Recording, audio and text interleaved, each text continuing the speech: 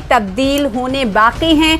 आकाश सक्सेना रामपुर से पीछे चल रहे हैं, जो कि भारतीय जनता पार्टी के उम्मीदवार हैं। यहां से समाजवादी पार्टी के उम्मीदवार और कद्दावर नेता, बड़ा नाम है आजम खान का, वो आगे चल रहे हैं। हमारे साथ खास मेहमान लगातार जुड़े हुए हैं। रुक कर लेते हैं एक बार फिर से अपने पैनलिस्ट का। यासिर साहब ने कहा कि कांग्रेस पर वो कोई टिप्पणी नहीं करना चाहते, लेकिन आनंद साहब सीनियर जर्नलिस्ट हैं, आप लोग तमाम चीजों को कवर करते रहे, ग्राउंड पर भी गए। जो अभी भारतीय जनता पार्टी और उत्तर प्रदेश में जो सबकत इस वक्त रुझानात के हवाले से दिखाई जा रही थी, जब हम बात कर रहे थे तो सबका ये कहना था कि एग्जिट पोल जो है एग्जैक्ट नहीं होंगे, ये देख लीजिएगा। कई लोगों ने तो ये कहा, पॉलिटिकल एनालिस्ट ने, कि ऐसा तो होगा नहीं, लेकिन एग्जिट पोल के आसपास ही ये आंकड़े भारतीय जनता पार्टी के लिए दिख रहे हैं। जी, मैंने अभी उत्तर प्रदेश के कई जिलों का दौरा किया था और अपने रिपोर्ट में मैंने लिखा था कि जो भी समाजवादी पार्टी ने एक बहुत बड़ी बनाई गई वो दिल्ली से बनाई गई है। हकीकत ये नहीं है। जमीन में मुद्दे जरूर हैं जो भाजपा के खिलाफ जाते हैं, जैसे बेरोजगारी का हो, महंगाई का हो, आवारा पशुओं का हो, जिससे किसानों को काफी नुकसान हो रहा है। हाँ। लेकिन जब आप इन मुद्दों को सुनते हैं तो आपको ऐसा लगने लगता है कि ये जो गुस्सा है भाजपा के लिए, वो वोटों में भी तब्दील हो जाएगी, मतलब नेगेटिव वोट्स बढ़ जाएंगे और समाजवादी पार्टी आगे निकल जाएगी, ऐसा लोगों ने आकलन किया।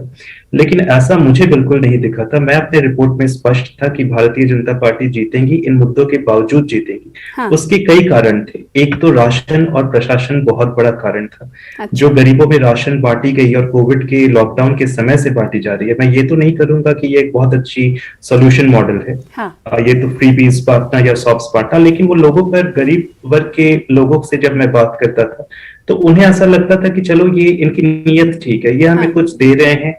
और एक ऐसा पैंडेमिक है जिसमें अमेरिका भी नहीं निपट पाया, मैं उन लोगों की बात कर रहा हूँ, ये खुद वो उनका कहना था कि जिससे अमेरिका भी नहीं निपट पाया, तो वहां पे हमें भी काफी कुछ खामियाजा भुगतना पड़ रहा है। लेकिन इनकी नीयत ठीक है, तो आगे हम देखते हैं, इनको बदलने की जरूरत नहीं, हम देखते हैं क्या होगा। दूसरी अगर एक बहुत बड़ी वजह है भारतीय जनता पार्टी के इस जीत की, इन मुद्दों के बावजूद भी, बेरोजगारी के मुद्दों के बावजूद और महंगाई के मुद्दे के बावजूद, वो ये है कि समाजवादी पार्टी में जो लेबल लगा हुआ है उसका बहुत बड़ा असर है। अब आप उसे हकीकत कहिए या आरोप कहिए, लेकिन लोगों के बीच जब आप जाइएगा तो वहां पे लॉ एंड ऑर्डर एक बहुत बड़ा इश्यू बनकर के सामने आता है। हाँ। अब हम ये कह सकते हैं कि योगी राज में भी बहुत बड़े बड़े कांड हुए, लखीमपुर का हो या उन्नाव हाथरस में हो, और जहां आरोपियों को एक तरफ से हमें लगा कि संरक्षण भी मिल रहा है, लेकिन वो हम उस नजरिए से देखते हैं क्योंकि हम दिल्ली में बैठे हुए हैं। जब आप लोगों से पूछते हैं तो उनका कहना है कि देखिए हमारी संवेदनाएं हैं,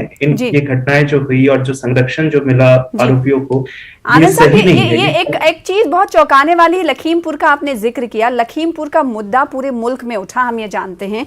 लखीमपुर में 8 सीटें हैं, 8 सीटों में भारतीय जनता पार्टी 7 पर लीड कर रही है।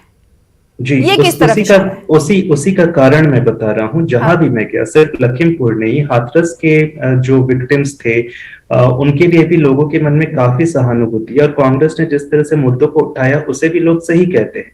लेकिन लोगों का एक अपना नजरिया है, उनका कहना है कि देखिए ये चीजें नहीं होनी चाहिए थी, संरक्षण मिला वो गलत था, लेकिन हम पहले अपनी सोचेंगे।